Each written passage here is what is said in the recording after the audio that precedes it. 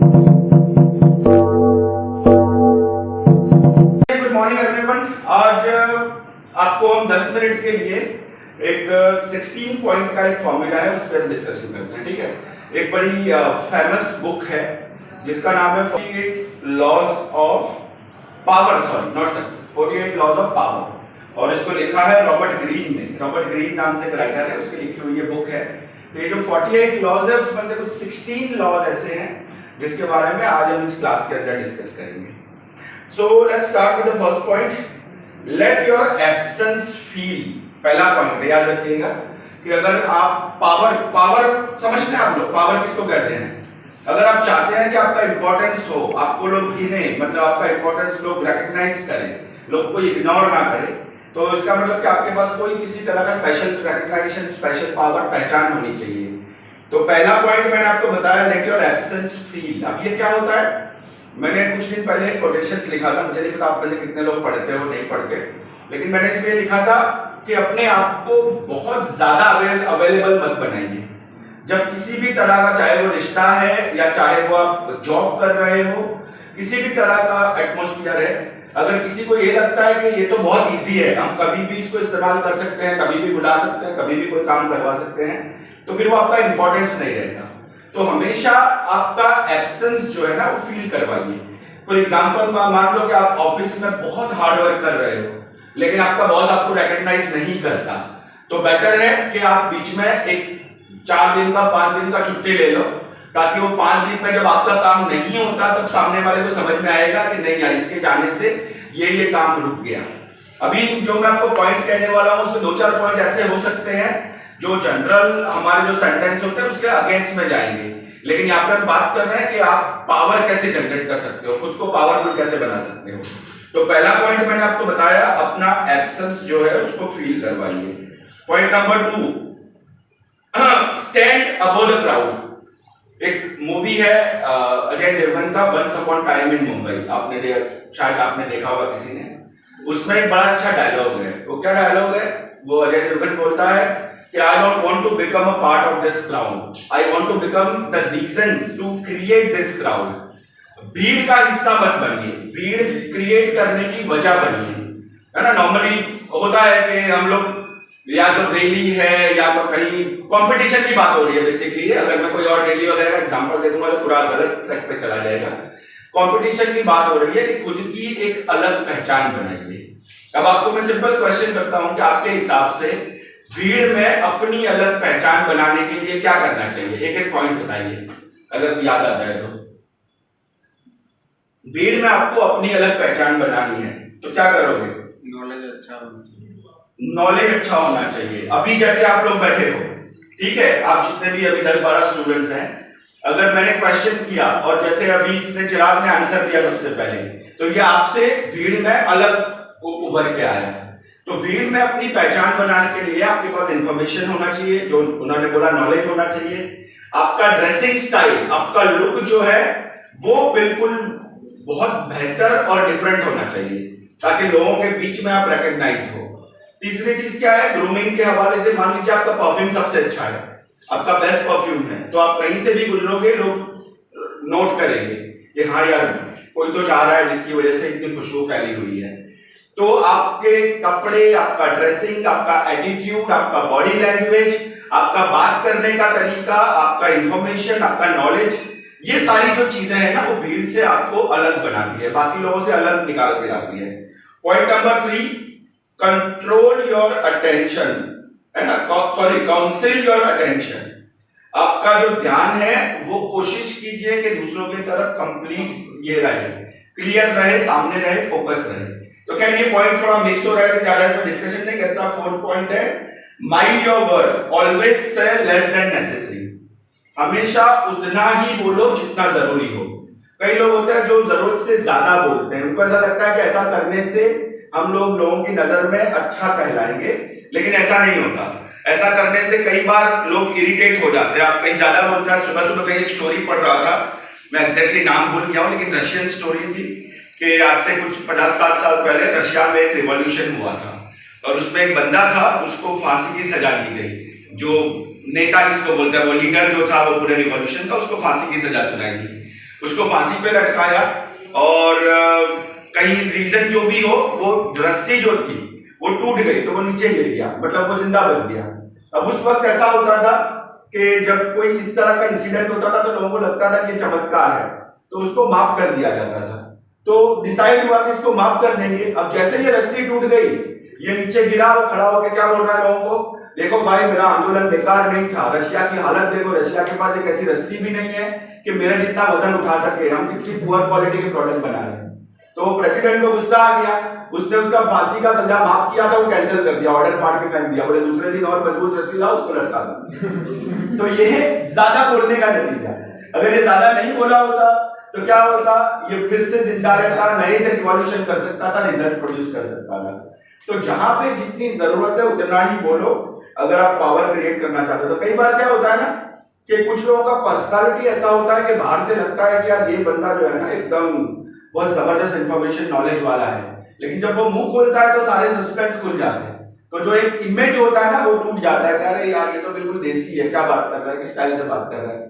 तो इसीलिए भी जरूरी है कि सिर्फ उतना ही बोलो, उतना ही अपने आप को रिवेल करो जिससे आपके वीक पॉइंट जो है ना वो बाहर ना आ जाए और आपका जो इमेज आपने क्रिएट किया है वो प्रॉपर रहे लोगों में। अब देखो बॉडी लैंग्वेज कितना इंपॉर्टेंट है अपने आप को डिफरेंट क्रिएट करने में, इसका सिंपल रीजन मैं बता रहा हूँ। मैं पहली बार मोबाइल में पॉइंट लिख के आज एक्सप्लेन कर रहा हूँ, तो मैं एक हाथ से मुझे मजा ही नहीं आ रहा एक्सप्लेन करने का, एक हाथ मेरा ऐसे ही है, मुझे एक हाथ से आपको इशारे करने पड़ रहे हैं। तो बॉडी लैंग्वेज जो है वो कम्युनिकेशन, टॉपिक पूरा चेंज हो जाएगा लेकिन बात निकली बीच में इसलिए बता रहा हूँ कि कम्युनिकेशन में बॉडी लैंग्वेज का इंपॉर्टेंस आपको अभी राइट नाउ आपको फील हो रहा होगा, जो नॉर्मली हम समझाते रहते हैं। इसके बाद क्या है, point number 5, action speaks louder than arguments. जो आपको लगता है कि कहीं किसी का ओपिनियन गलत है, आप आर्ग्यूमेंट में उतरोगे, आप हो सकता है चिल्लम चिल्ला करो, आर्ग्यूमेंट जीत जाओ, लेकिन अल्टीमेटली आपको हासिल कुछ नहीं होगा। उससे बेटर है कि अपना पॉइंट जो है वो एक्शन में प्रूव करके दिखाओ, काम करके दिखाओ, ताकि आप दूसरों के अंदर आप पावर जनरेट कर सको। Point number 6, trust your enemies more than friends. अब ये थोड़ा सुनने में अजीब सा लग रहा है कि भाई अपने दुश्मनों से ज्यादा भरोसा रखो दोस्तों के कंपेयर में। तो पहली नजर पे ये लगता है ये कैसी बात हुई, दोस्तों को थोड़ी हम भूल सकते हैं। लेकिन यहाँ पे क्योंकि साइकोलॉजी की बात हो रही है, तो जनरली आदमी धोखा जब खाता है ना, और जब दुख कब होता है उसको ज्यादा, जब कोई अपना नजदीक का बंदा उसको चीट करता है। वो अजय देवगन के मूवी में एक सस्ता सा डायलॉग है ना, अल्ताफ राजा स्टाइल, क्या है वो, क्या कुछ लूटा कश्ती वहां डूबी, क्या है डायलॉग वो, हमें तो अपनों ने लूटा है गैरों में कहां दम था, है ना, मेरी कश्ती वहां डूबी जहां पानी कम था। तो ये अल्ताफ राजा स्टाइल डायलॉग किसको मैं कहता हूँ, तो कह रहे जो क्या लगे बड़ा अच्छा। आपने अल्ताफ राजा का नाम सुना आप लोगों ने? नहीं सुना? आपने गाना सुना है, तुम तो ठहरे परदेसी साथ क्या निभाओगे, गाना सुना है? उसका सिंगर है अल्ताफ राजा। तो एक बार एक पैसेंजर होता है, वो एक ऑटो में बैठता है, और ऑटो में जैसे बैठता है ये गाना बज रहा होता है, तुम तो ठहरे परदेसी। तो पैसेंजर बोला क्या बात है यार, आज भी अल्ताफ राजा के फैन है दुनिया में। तो ऑटो वाला पीछे देखता है, बोले सर मैं ही अल्ताफ राजा फन के लिए, मतलब कि वो बंदा बेचारा ऑटो पे आ गया अभी आज के जमाने में। बट अल्टीमेटली पूरा पॉइंट क्या अपने को प्रूव करता है कि काम करो, एक्शन जो, सॉरी अपना क्या बात था, trust your enemies more than friends. अपने दुश्मनों पे भरोसा रखो, क्योंकि जब कोई बाहर वाला बंदा धोखा देता है ना तो उतनी तकलीफ नहीं होती, दुख नहीं होता। और बाहर वाला बंदा आपके वीक पॉइंट जानता भी नहीं होता ज्यादा, अपने वाले सब कुछ जानते होते हैं कि हाँ इसको कहां से मारना, कौन सी नाभि में तीर मारूंगा। विभीषण जब बोलेगा कि नाभि में तीर मारिए तो ये मरेगा, है ना, तो खुद का भाई था। अब देखिए इतना विभीषण ने किसको हेल्प किया, राम जी को हेल्प किया ना, सारे लोग भगवान राम बोलते हैं। लेकिन इतना बड़ा काम करने के बाद भी आपको बहुत कम लोग दिखेंगे जो विभीषण की तारीफ करते हैं। ऊपर से कहावत क्या है, अगर कोई बंदा है ना वो अपनों के साथ चीटिंग करता होगा तो क्या बोलेगा, बोले घर का क्या बेदी लंका ढाए, ये कहावत है कि घर का बेदी लंका ढाए, मतलब घर वाला बंदा जो था उसने पूरी लंका नगरी को हरवा दिया। तो कोई भी बंदा कभी पसंद नहीं करता अगर आप अपनों को चीट करते हो, तो धोखा देते हो, चाहे वो भले भी आप भगवान को खुद को हेल्प कर रहे हो ऐसा करके, बट आपका नाम कभी अच्छा नहीं होता। So next point, never outshine the master. ये आपको जॉब में ये पॉइंट बहुत काम आएगा। आप जब जॉब करोगे ना तो ज्यादातर सबसे बड़ा प्रॉब्लम लोगों का क्या होता है, इंटरनल पॉलिटिक्स होता है कॉर्पोरेट में। क्या ये बड़ा टॉपिक है, फिर उस पर बात करेंगे, अभी के लिए समझाने के लिए बोल रहा हूँ कि ज्यादातर लोगों को ज्वाइन करके ये लगता है कि यार ये मेरा बॉस है, मेरे से ज्यादा सैलरी ले रहा है, लेकिन मैं इससे ज्यादा जानता हूं। तो फिर वो बंदा क्या करेगा, हमेशा अपने बॉस को नीचा दिखाने की कोशिश करता है कि मैं अपने बॉस को, बात आपने उसकी काट दी, कभी वो प्रेजेंटेशन दे रहा, आप गलती निकालोगे, आपको लगेगा देखो मैं सबसे स्मार्ट, मैंने गलती निकाल दी, लेकिन वो आपका जो बॉस है ना, उसकी नजर में अभी वो आपको फिर वजह ढूंढेगा कि कैसे इसको गिराऊं नीचे, ये मेरा इंसल्ट कर रहा है। तो कभी भी अपने ऊपर जो बंदा है ना, उसके ऊपर भागने की कोशिश मत करो, या कम से कम स्मार्ट हो तो अपना डेवलपमेंट खुद करो, उसको दिखाओ मत कि मैं तेरे से ज्यादा जानता हूं, नहीं तो वो कभी भी आपको ग्रो करने नहीं देगा। ये थोड़ा नेगेटिव पॉइंट है, लेकिन ये साइकोलॉजिकल फैक्ट है ये। उसके बाद का पॉइंट है talk about mutual interest not emotions. Talk about mutual interest not emotion. अभी मैं आपको सिंपल एग्जांपल देता हूं। मान लो आप इंश्योरेंस कंपनी में काम करते हो, आप किसी के घर जाते हो कि भाई मेरा इंश्योरेंस जो है, आप ये कंपनी का इंश्योरेंस है, आप ले लीजिए। अगर आप जाके ये बोलोगे ना उसको कि भाई ले ले, मेरा टारगेट पूरा नहीं हो रहा, अगर तू नहीं लेगा तो मेरा जॉब चला जाएगा, तो उसको कोई फर्क नहीं पड़ता, उसको कोई इसमें फर्क नहीं पड़ता। अगर मान लीजिए आप इंश्योरेंस में काम करते हो, आप किसी के घर पे गए, आप ये बोलोगे कि मेरा टारगेट पूरा नहीं हो रहा, ये मेरा सैलरी कम हो जाएगा, तू ले ले, वो सामने वाले को कोई इंटरेस्ट नहीं है इसमें। लेकिन आप क्या बोलोगे, भाई ये इंश्योरेंस लोगे तो जिंदा हो तो भी पैसा मिलोगे, मर जाने के बाद करोड़ों रुपया फैमिली को मिलेगा। तो आपने अभी उसके इंटरेस्ट की बात की, सामने वाले के इंटरेस्ट की। तो दुनिया में काम हमेशा ऐसे ही निकलता है। कई लोग बोलते हैं यार मेरे अपनों ने मुझे हेल्प नहीं किया, तो भाई क्यों करेगा जब उसको कोई फायदा तो नहीं दिखा रहा। तो आपको हर काम में म्यूचुअल फायदे की बात करनी है। अगर मैं आपसे किसी से पैसा मांगूंगा, मैं डायरेक्ट बोलूंगा यार 10,000 रुपया उधार देना, मैं कल तेरे को दे दूंगा, तो ये सीधा सीधा गरीबी वाली बात, रिक्वेस्ट वाली बात हो गई ना, वन साइडेड फायदे, मतलब मेरा फायदा है, तू क्यों देगा भाई 10,000। इससे अच्छा मैं ये बोलूंगा यार मैं 10,000 रुपया दिया, एक बहुत अच्छा बिजनेस है, ये बिजनेस में मुझे इन्वेस्ट करना है, उसके अंदर जो प्रॉफिट होगा उसमें से मैं तेरे को प्रॉफिट का इतना % दे दूंगा। तो ये म्यूचुअल अंडरस्टैंडिंग की बात है, मेरी भी फायदा, सामने वाले की फायदा, तो फिर वो सोचेगा कि नहीं यार कुछ तो करना चाहिए। तो हमेशा म्यूचुअल इंटरेस्ट की बात करो अगर पावर जनरेट करना चाहते हो तो। कॉमन पॉइंट है, जब तक खुद पे भरोसा नहीं, दुनिया पे आप कुछ दुनिया पे भरोसा नहीं करेंगे। अगर आपको यकीन नहीं है कि मैं कुछ अचीव करूंगा, मैं कुछ पा लूंगा, मैं हासिल कर लूंगा, मैं ये काम कर लूंगा, दुनिया भरोसा नहीं करेगी। द सीक्रेट, रोंडा हायन की बुक पढ़िए, कई बार मैं बुक का रेफरेंस आपको देता हूं, आप इस बुक को पढ़िए। वही बात हो रही है कि आप जो सोच रहे हो, जो विजुअलाइज कर रहे हो, खुद के बारे में जो सोच रहे हो, आपकी जिंदगी वैसी ही होती है। आपका जो एटीट्यूड है वो आपके सुख और दुख का रीजन है। आप ये एटीट्यूड रखते हो कि नहीं यार मैं अकेला, मैं बेचारा, मैं बिछड़ गया, मेरा कोई नहीं, मेरा कोई माई बाप नहीं, लड़की छोड़ के भाग गई, मैं दुखी हो गया। अगर ये सारा इमेजिन किया तो आपको एक नहीं 10 लोग छोड़ के चले जाएंगे। लेकिन आपने ये सोचा कि I am the best person of the world, मैं हैंडसम हूं, मैं क्या अच्छा दिखता हूं या दिखती हूं, मुझे लोग मेरे तरफ अट्रैक्टिव है, लोग मुझे देख के ये सोचते हैं कि नहीं यार ये इंटेलिजेंट है। तो ये पॉजिटिव एटीट्यूड जो है वो आपके पूरे नेचर में पॉजिटिविटी डाल देगा। ये द सीक्रेट का मैसेज आपको बता रहा हूं, लॉ ऑफ अट्रैक्शन बोलते हैं उसको, लॉ ऑफ अट्रैक्शन का मैसेज है इसके अंदर। तो हमेशा सेल्फ कॉन्फिडेंट रखिए। नेक्स्ट पॉइंट है अवॉइड द अनलकी इन्फेक्शन। ये थोड़ा अगेन स्वार्थी वाला पॉइंट है। आपको लगता है कि कोई बंदा जो है वो हमेशा खुद को हारा हुआ मानता है, अनलकी मानता है, कोई ये बोलता है कि नहीं यार मैं बेचारा हूं, मेरे साथ दुखी हो रहा है। आप अगर ऐसे लोगों को दोस्ती में रखोगे ना तो आपका जो माइंडसेट है वो भी नेगेटिव हो जाएगा। आप भी कभी भी लीडरशिप क्वालिटी डेवलप नहीं कर सकोगे, हमेशा अपने आप को बेचारा या दुनिया में हारा हुआ या अकेला छोड़ा हुआ महसूस करोगे। तो कोशिश करो पॉजिटिव कंपनी हो, आपके आसपास के लोग खुश हो, अच्छे हो, हंसने वाले हो, अच्छी बात करने वाले हो। इसके बाद का पॉइंट है look who you are talking to. आप किससे बात कर रहे हो इसके ऊपर स्पेशल फोकस करो। अगेन जो इसके पहले वाला पॉइंट बताया ये इसके साथ में रिलेटेड है। आप अगर बात कर रहे हो, सामने वाला बंदा हमेशा आपको नेगेटिव तरीके से लेता है, कभी आपको अप्रिशिएट नहीं करता, हमेशा वो क्रिटिसाइज करता है, तो भी आपका कॉन्फिडेंट, आपका पावर का जो आपका एक कंसेप्ट है कि मैं पावरफुल हूं, वो आप खुद की नजर में से ही आप पावरलेस हो जाओगे। तो always talk with those people who encourage you, never talk with those people who always searching for your faults. जो आपके फॉल्ट ढूंढे उनसे बात मत करो, है ना। Play a sucker to catch a sucker, ये अगेन नेगेटिव पॉइंट है कि हमेशा अगर आपको दूसरों को अट्रैक्ट करना है तो अपने आप को थोड़ा लो बनाइए। दूसरे वाले बंदे में आप कई बार क्या होता है ना कि मान लो एवरेज लोगों का ग्रुप बैठा है, वहां पे एक बंदा आके बहुत ज्यादा होशियार बताएगा, बहुत ज्यादा इंटेलेक्चुअल बताएगा, तो सारे लोग क्या बोलेंगे, ये आई हो बहू, क्या बोलते हैं, आई एम समथिंग, अपने गुजराती में बोलते हैं ना कि आई एम समथिंग यादव, या वो एमबीए वाला मने बद्दू आवड़े एमबीए का फुल फॉर्म किसी ने बताया था, एमबीए मने बद्दू आवड़े। तो ये कंसेप्ट जो है वो आपको रिस्पेक्ट कम दिलाता है।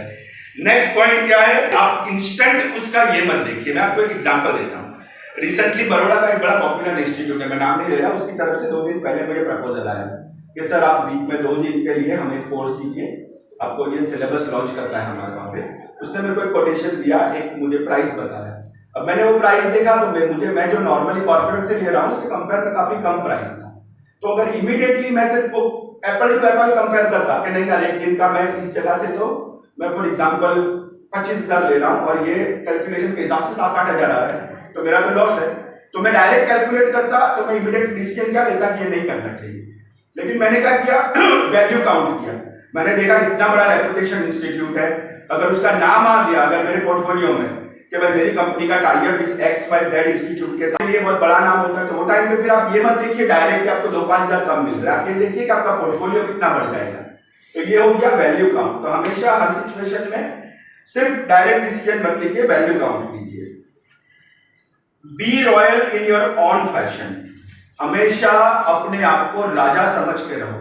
आपके कपड़े, आपका ड्रेसिंग, आपका बात करने का तरीका, आपका लहजा, आपका कॉन्फिडेंट ऐसा लगना चाहिए कि मैं बहुत बड़ा बंदा हूं और मेरे पास सब कुछ है, मैं करोड़पति आदमी हूं, मेरे पास सब कुछ है। अगेन बोल रहा हूं कि ये जो कुछ पॉइंट्स है वो साइकोलॉजी के हिसाब से है। कभी कभी ये हमारे जो नॉर्मल सेंटेंस होते हैं उसके अगेंस्ट में भी जा सकते हैं, बट जनरली बात हो रही है कि खुद को, अपने आप को वैल्यू करना सिखाइए, कि आपको खुद को, अपने आप को बड़ा बंदा सिखाइए, तब बाकी लोग आपको रिस्पेक्ट करेंगे। Avoid stepping in the great man shoes, ये पॉइंट ऑलरेडी मैंने डिस्कस किया।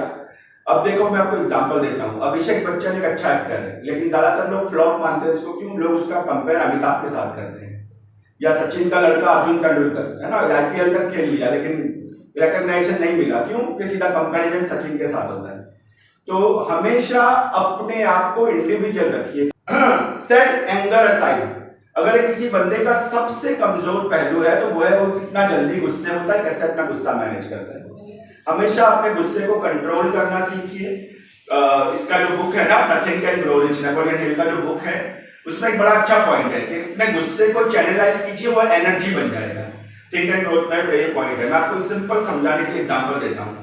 गुस्से को आग के साथ में कंपेयर किया जाता है नॉर्मली। गुस्सा आपने बोलते हैं हिंदी में आग बबूला होना, मतलब गुस्से होना। अब एक आग अगर जंगल में लगी हुई है जो अनकंट्रोल है, तो पूरा जंगल का जंगल तबाह कर देगी, वो लाखों पेड़ जला देगी, लोग रहते होंगे उनको जला देगी। लेकिन उसी आग को अगर आप पाइप के अंदर चैनलाइज करते हो तो वो आपके लिए टेस्टी फूड बनेगी। जो घर पे स्टोव होता है उसकी मैं बात कर रहा हूँ, वो भी तो आग ही होती है ना, लेकिन आपने उसको एक दिशा में चैनलाइज किया, एक कंट्रोल में किया कि अचानक बड़ा वो नहीं होगा, छोटा सा स्टोव जलेगा। तो वो जो आग है वो आपके लिए अच्छा खाना बनाती है।